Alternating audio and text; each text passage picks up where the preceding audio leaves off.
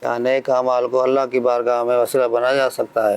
جی سلیم بھائی، نیک اعمال کو بھی اللہ کی بارگاہ میں وسیلہ بنایا جا سکتا ہے، جیسے نماز ہے، روزہ ہے، آپ صدقہ و خیرات کرتے ہیں، ذکر و درود آپ پڑھتے ہیں، اللہ کا ذکر کرتے ہیں، استغفار کرتے ہیں، تو نیک اعمال ہیں، ان کو بھی اللہ کی بارگاہ میں وسیلہ بنایا جا سکتا ہے۔ بلکہ اگر آپ نے کسی کے ساتھ نیکی کی ہے تو اس نیکی کو بھی اللہ کی بارگاہ میں وسیلہ بنایا جا سکتا ہے۔ میں آپ کو ایک خوبصورت واقعہ سناتا ہوں۔ بخاری شریف میں حدیث پاک ہے، حضرت عبداللہ بن عمر رضی اللہ تعالیٰ عنہ کہتے ہیں، میں نے آقا کریم علیہ الصلوۃ والسلام کو فرماتے ہوئے سنا کہ اگلے زمانے میں 3 شخص کہیں جا رہے تھے، ٹھیک ہے، 3 شخص کہیں سفر پر تھے، تو سونے کے وقت تینوں ایک غار کے پاس پہنچے اور اس میں داخل ہو گئے۔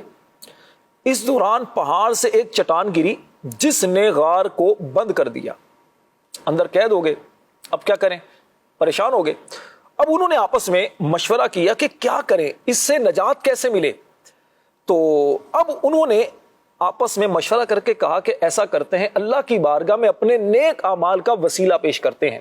مدنی چینل کے ناظرین توجہ رکھیے گا، بڑا خوبصورت انٹرسٹنگ واقعہ ہے اور انشاءاللہ آپ کو بھی اس میں بہت سیکھنے کو ملے گا۔ اب انہوں نے مشورہ کیا تو اب ان میں سے ایک شخص نے اللہ تعالیٰ کی بارگاہ میں عرض کیا، اللہ تو جانتا ہے میرے ماں باپ بوڑھے ہیں، میں جنگل میں بکریاں چراتا ہوں، جب جنگل میں بکریاں چرا کر واپس گھر آتا ان کا دودھ نکال کر سب سے پہلے والدین کو پلاتا تھا، ان سے پہلے اپنے بال بچوں کو نہ پلاتا، نہ اپنے لونڈی اور غلام کو دیتا۔ ایک دن جنگل میں دور چلا گیا اور رات میں جانوروں کو لے کر ایسے وقت آیا کہ والدین سو چکے تھے، میں دودھ لے کر ان کے پاس پہنچا تو وہ سوئے ہوئے تھے، میرے بچوں کو بہت بھوک لگی ہوئی تھی، مگر میں نے والدین سے پہلے بچوں کو دودھ پلانا پسند نہ کیا اور نہ ہی یہ پسند کیا کہ انہیں سوتے سے جگا دوں، ان کی نیند خراب ہو جائے۔ اے اللہ، اگر میں نے یہ کام تیری رضا کے لیے کیا ہے تو اس چٹان کو ہٹا دے۔ اس کا یہ کہنا تھا کہ چٹان تھوڑی سی ہٹ گئی، لیکن اتنی نہیں ہٹی ابھی کہ تینوں باہر نکل سکے۔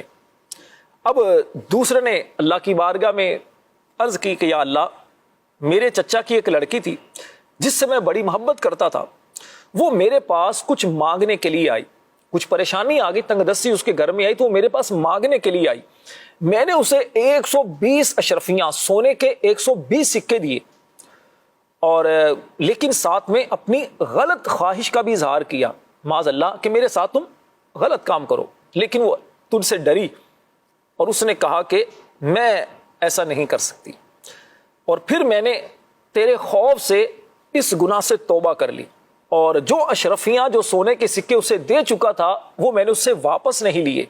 اے اللہ، میرا یہ گناہ سے باز رہنے کا عمل تیری رضا کے لیے تھا تو اس چٹان کو ہٹا دے۔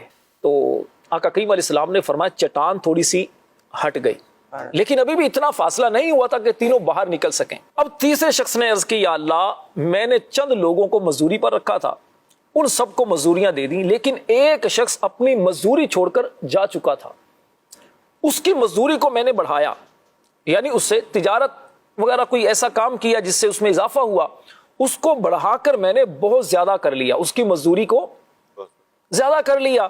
پھر ایک کافی عرصے بعد وہ آیا اور کہنے لگا، اے خدا کے بندے، میری مزدوری مجھے دے دی۔ میں نے کہا، یہ جو کچھ اونٹ، گائے، بیل، بکریاں، غلام تو دیکھ رہا ہے، یہ سب تیری ہی مزدوری ہے، سب لے لو۔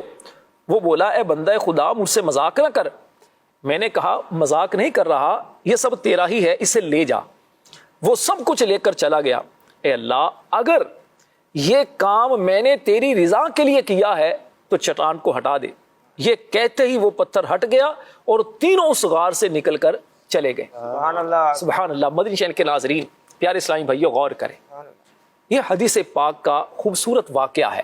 اس میں کیا ہے کہ تینوں لوگ جب پریشانی میں آئے، غار میں قید ہو گئے، اللہ کی بارگاہ میں اپنے نیک اعمال کا وسیلہ انہوں نے پیش کیا۔ وہ اعمال انہوں نے اخلاص کے ساتھ کیے تھے، اللہ کی رضا کے لیے کیے تھے، اللہ سے ڈر کی وجہ سے گناہوں سے بچے تھے۔